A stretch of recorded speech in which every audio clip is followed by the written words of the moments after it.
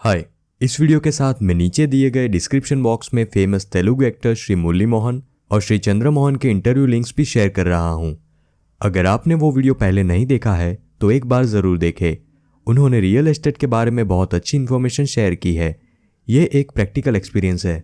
हम में से ज़्यादातर लोग इसके बारे में सुनते हैं। हैदराबाद में हमारे पेरेंट्स या रिलेटिव्स में, यहाँ तक कि हमारे रिमोट एरियाज में भी ऐसे लोग हैं, लेकिन उन्होंने पहले कभी रियल एस्टेट में ट्रेंड्स का अंदाजा नहीं था। अब ये ट्रेंड उनकी इमेजिनेशन लेवल से बियॉन्ड चला गया है।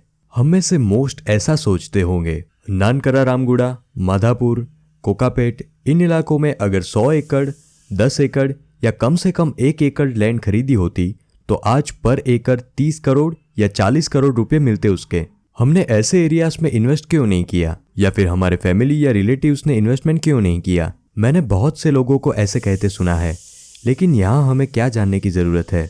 उन दिनों और 15-20 साल पहले भी रियल एस्टेट में रेगुलेशंस बहुत फेवरेबल नहीं थे। लैंड बाय करनी पड़ती तो डिफ़िकल्ट हो जाती, और खरीद लेने के बाद भी लैंड का मैनेजमेंट करना बड़ा डिफ़िकल्ट हो जाता। एग्जाम्पल के लिए हमारे तेलुगु एक्टर्स श्री चंद्र मोहन ने क्लियरली मेंशन किया है कि अगर वे उन दिनों लैंड रखते तो आज उसकी कीमत 100 करोड़ तक हो जाती। कई अदर सेलिब्रिटीज ने भी इस तरह के एक्सपीरियंस शेयर किए हैं। उस टाइम में अपनी लैंड्स को बनाए रखने के लिए कई प्रॉब्लम्स थी, क्योंकि मेन मेंटेनेंस की प्रॉब्लम, पोजीशन की प्रॉब्लम है, तो कई टाइप्स के फ्रॉड्स जैसे कि फर्जी रजिस्ट्रेशन और फर्जी डॉक्यूमेंट्स वगैरह। उन्हीं कारणों से आज से 10 साल पहले तक बहुत से लोग दूसरे एरियाज में जाकर इन्वेस्ट करने से बहुत डरते थे। बहुत से लोग ओपन लैंड्स में जाकर इन्वेस्ट करने से बहुत डरते थे। इसके अलावा हमारी एक्सपेक्टेशंस अलग थी। रियल एस्टेट में एक और मेन प्रॉब्लम 20 साल पहले ये थी कि लैंड की वैल्यूज पर आपको ज्यादा एप्रिसिएशंस नहीं मिलते थे, यानी 1 या 2 साल में ज्यादा ग्रोथ नजर नहीं आती थी। तो लोगों ने सोचा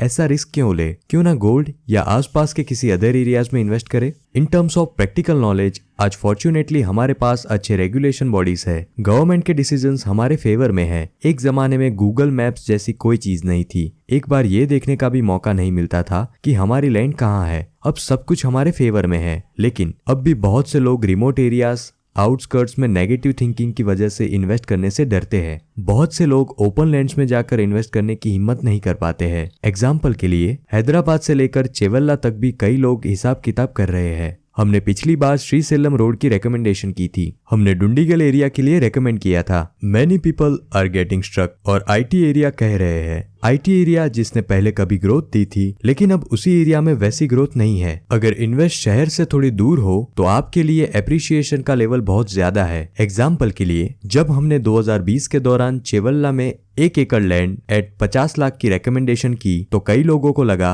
कि ये बहुत एक्सपेंसिव है, लेकिन 2 साल में ये 50 लाख से बढ़कर 2 करोड़ रुपया प्रति एकड़ हो गया। इसी तरह श्रीसेलम रोड साइड की 15 लाख प्रति एकड़ लैंड 2 साल में 50 लाख हो गई। डुंडीगल इलाके में 10,000 रुपए पर स्क्वायर फीट लैंड अब सिर्फ 2 साल में 20,000 रुपए हो गई है। इसीलिए हम हमेशा एक बायस व्यू के साथ सोचते हैं, एक एंकर माइंडसेट के साथ। इसके अलावा कई लोग ये नहीं सोचते कि मार्केट में क्या हो रहा है, किस तरह के पैटर्न पर चलेगा मार्केट। अगर आप इसे सिटी लिमिट्स में चाहते हैं तो आप अपने घर के पास की लैंड ले सकते हैं, लेकिन इसकी कीमत 1-2 साल में कम होगी। अगर आप आउटस्कर्ट्स पर जाते हैं तो आपको ज्यादा एप्रिसिएशन मिलेगा। ठीक है, अगर कुछ केसेस में सेल या लिक्विडेशन के लिए आपको टाइम लिमिट सिर्फ 1 या 2 साल है, उस समय आप आसपास की लैंड या प्रॉपर्टी का सिलेक्शन कर सकते हैं। लेकिन अगर आप 5 से 10 साल के लिए रुकना चाहते हैं तो आउटस्कर्ट्स एरिया अच्छा ऑप्शन है। एक और बात, मैं चेवल्ला एरिया के बारे में बात नहीं कर रहा हूँ। जिस प्रोजेक्ट को मैंने रेकमेंड किया था या जो लैंड मैंने रेकमेंड की थी,